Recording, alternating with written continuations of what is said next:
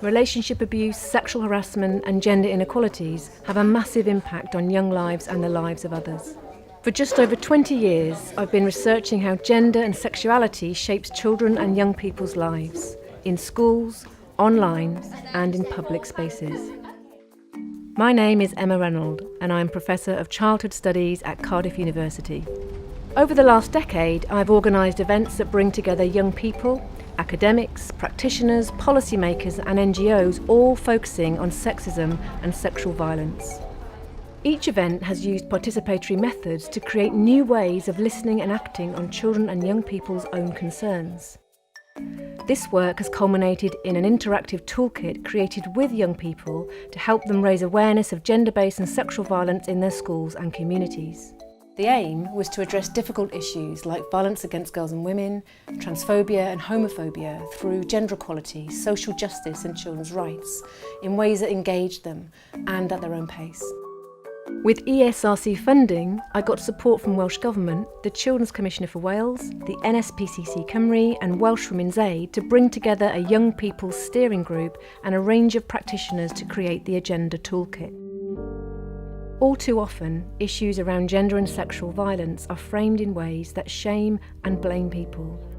Agenda counters this approach by offering an affirmative, inclusive and rights-based approach to engage with a range of issues, from feminism to slut-shaming.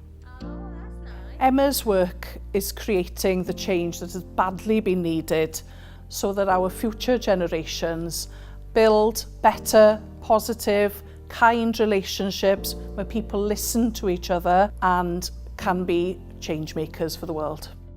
It really allows the pupils to speak, to interact, and especially with pupils who are normally very, very shut down to education and very, very shut down to the traditional format of a lesson.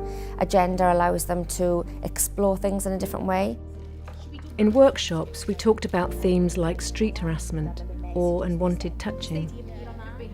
In an activity called What Jars You, young people write down issues that jar them about gender and sexual discrimination. Stop-start plates have been used to create a line of action on what needs to be changed.